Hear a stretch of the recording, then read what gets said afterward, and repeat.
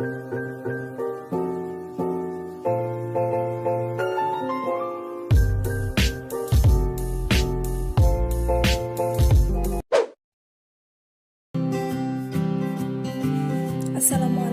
warahmatullahi wabarakatuh. Bismillahirrahmanirrahim. Alhamdulillahirabbil alamin. Wassalatu wassalamu ala asrafil anbiya'i wal mursalin wa ala alihi washabbihi rasulillah ajmain. Yang terhormat Bapak Dosen Pengampu, yakni Bapak Muhammad Hibatullah VMA dan teman-teman seperjuangan. Baiklah, sebelumnya saya akan memperkenalkan anggota kelompok saya. Saya sendiri Dina Yudia dengan NIM 2110201012 dari lokal 2A dari jurusan Pendidikan Agama Islam Fakultas Tarbiyah dan Ilmu Keguruan Institut Agama Islam Negeri IAIN Kerinci. Selanjutnya ada rekan saya yaitu Amelia Nur Asira dan Fadil Rahmat Hidayat. Baiklah, saya akan menjelaskan materi tentang konten pembelajaran digital dan tujuan pemanfaatan media dalam pembelajaran. Konten pembelajaran digital yaitu berisi materi pembelajaran yang dibuat dalam berbagai bentuk format, teks, gambar, video, audio, atau kombinasinya, yang diubah oleh mesin pembaca ke dalam bentuk kode sehingga dapat dibaca, ditampilkan, atau dimainkan oleh mesin digital atau komputer, serta dapat di-share atau diakses dengan mudah. Konten pembelajaran digital menjadi lebih baik karena konten digital menampilkan banyak variasi yang menarik keterampilan pengguna dalam menggunakan konten pembelajaran digital. Konten pembelajaran digital menjadi tolak ukur atau ciri keberhasilan dalam pembelajaran perangkat lunak yang digunakan dalam konten pembelajaran digital seperti multimedia, e-learning, dan diusahakan agar mudah digunakan. Konten digital banyak dikembangkan oleh para pelajar. Konten digital saat ini dikembangkan berbasis desktop, bisa dilihat dari netbook. Adapun sistem yang digunakan dalam konten pembelajaran digital yaitu yang pertama, Learning Content Management System atau LCMS, yang digunakan sebagai konten pembelajaran digital. LCMS ini dapat membantu guru dan dosen dapat mengatur penempatan konten sesuai dengan kriterianya, seperti kelas, mata pelajaran, atau mata kuliah, dan lain-lain. Selanjutnya, dengan LCMS ini, sekolah dan kampus bisa menerapkan sistem e-learning atau metode pembelajaran yang memanfaatkan teknologi digital seperti aplikasi Zenius, Ruang Guru, Pintaria, dan lain-lain. Siswa atau maupun mahasiswa bisa belajar dan mengulang bahan pembelajaran dan pengajaran di mana saja dan kapan saja, tidak ada lagi dibatasi oleh ruang dan waktu. Yang kedua, LMS atau Learning Management System, yaitu perangkat lunak yang digunakan untuk mengatur sistem pembelajaran oleh para pengajar.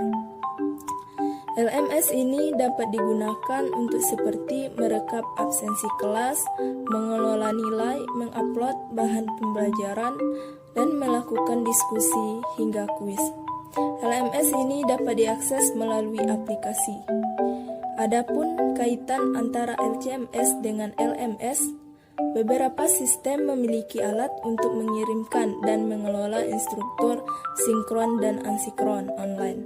Pelatihan dan instruktur berdasarkan hasil belajar, objek metodologi sistem.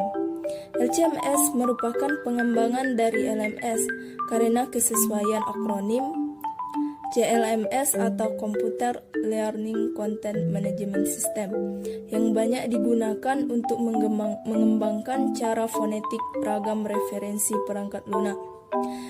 Sistem pembelajaran berbasis pembelajaran teknologi metodologi maju. Pembelajaran berbasis video. Tujuan pemanfaatan media video pembelajaran.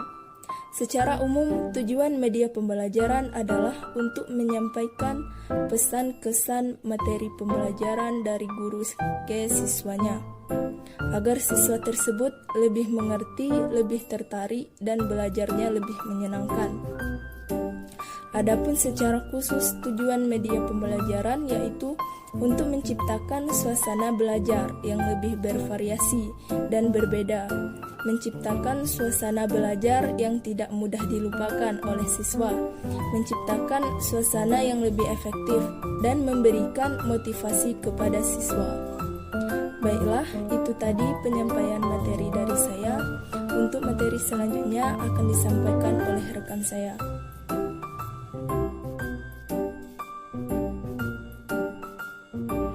Fungsi konten dalam pembelajaran digital.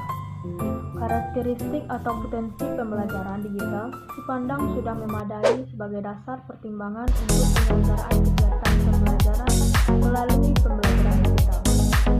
Sebagai media pembelajaran, terdapat tiga fungsi pembelajaran digital di dalam kegiatan pembelajaran, yaitu sebagai suplemen, komplemen, dan substitusi.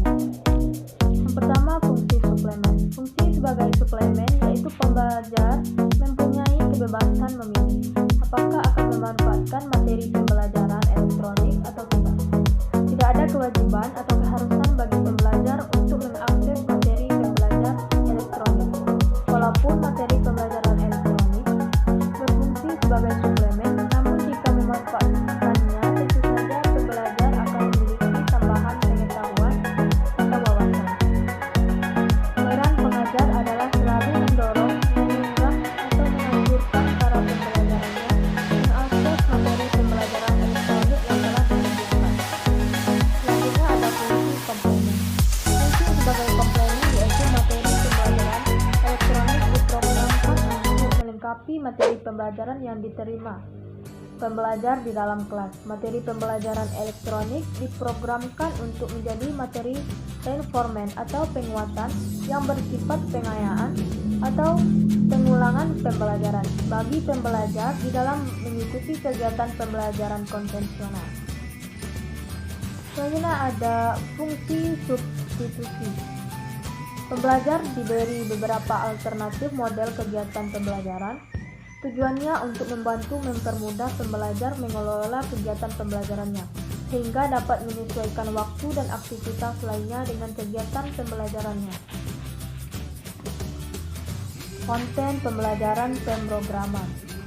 Kemajuan teknologi khususnya pada smartphone yang semakin berkembang tidak hanya memberikan dampak positif tetapi juga memberikan dampak negatif terhadap manusia. Salah satu dampak negatifnya adalah menurunnya keterkaitan terhadap buku sebagai makna belajar atau media belajar.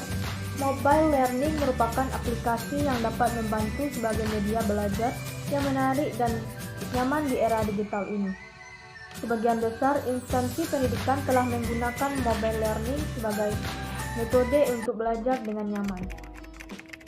Ada banyak jenis aplikasi mobile yang merupakan metode mobile learning, mulai dari kamus bahasa, tabel periodik, kamus pemrograman, dan lain-lain. Dengan adanya mobile learning akan memberi rasa nyaman dan memudahkan pembelajar dengan cara memvisualisasikan materi dalam bentuk gambar dan teks. Aplikasi ini merupakan konten pembelajaran pemrograman berbasis Android yang dibuat menggunakan Android Studio sebagai ide dan Firebase Elite. Database sebagai basis data. Konten yang ada di aplikasi ini diakses menggunakan smartphone Android yang pada dasarnya mempunyai mobilitas yang tinggi sehingga penggunaan tidak kesulitan untuk mengakses konten tersebut. Konten pada aplikasi ini hanya berfokus kepada bahasa pemrograman atau aplikasi ini mampu menampilkan materi dengan online.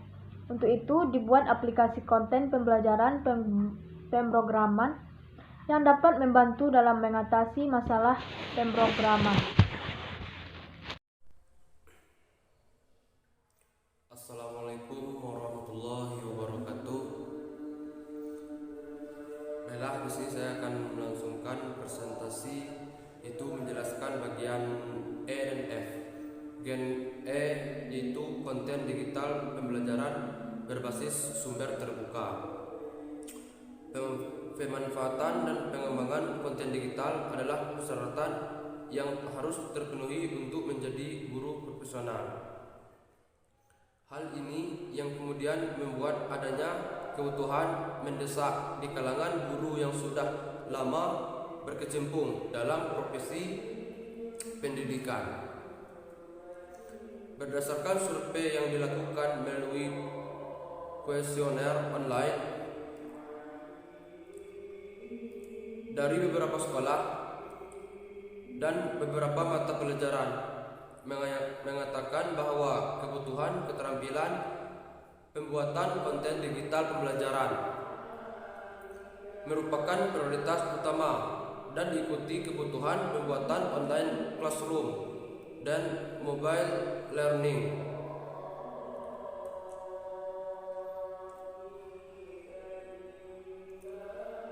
Adapun bagian F, alat atau informasi konten pembelajaran digital. Digital content access merupakan bentuk pembelajaran baru di era digital sekarang ini. Merupakan pelajaran berbasis konten digital dalam bentuk tulisan, gambar, video maupun materi autentik yang diperoleh dari berbagai sumber seperti internet, sosial media, blog, email, blog, televisi dan lainnya yang digunakan untuk mempermudah proses belajar mengajar.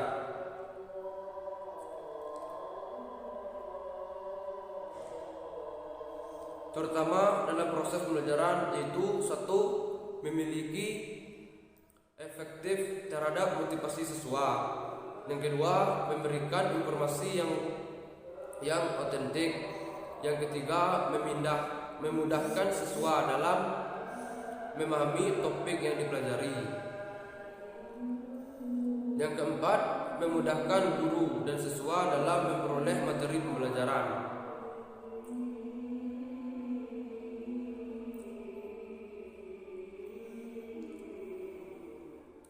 Alur mengunggah konten dan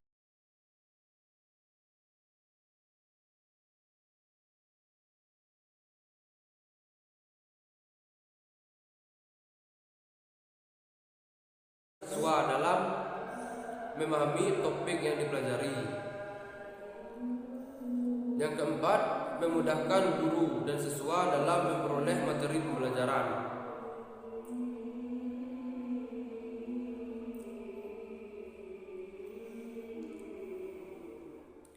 Alur mengunggah konten dalam pembelajaran digital di portal Rumah Belajar. Rincian dan alur di atas adalah: yang pertama, mengunggah konten. Mempersiapkan konten yang akan diunggah, baik konten audio, video maupun konten web. Untuk pengunggahan internal, pengembang Rumah Belajar tidak hanya mengunggah konten sendiri, tapi bisa mengunggahkan konten yang dibuat orang lain dengan kesepakatan. Yang kedua, setelah login dan masuk di fitur sumber belajar, khusus unggah konten web dapat dilakukan pembuatan video web dengan template yang disediakan pada menu konten web atau disebut sebagai pembuatan konten web secara online. Yang ketiga, setiap jenis konten yang akan diunggah harus diisikan terlebih dahulu metadatanya. Hal ini penting untuk klasifikasi dan pendataan konten. Yang keempat, setelah metadata terisi dengan lengkap dan benar, maka konten siap diunggah. Namun konten tidak secara otomatis terpublikasi. Yang kelima, konten masuk ke sistem fitur sumber belajar. Pengelola melakukan pendataan, kemudian memberikan akses kepada pengkaji untuk memverifikasi dan mereview konten-konten tersebut. Yang keenam, pengkaji konten melakukan verifikasi dan review untuk terhadap beberapa aspek atau indikator konten. Kemudian memutuskan untuk menolak atau menyetujui konten untuk dipublikasikan. Sekian presentasi dari saya. Lebih kurang saya mohon maaf. Wassalamualaikum warahmatullahi wabarakatuh.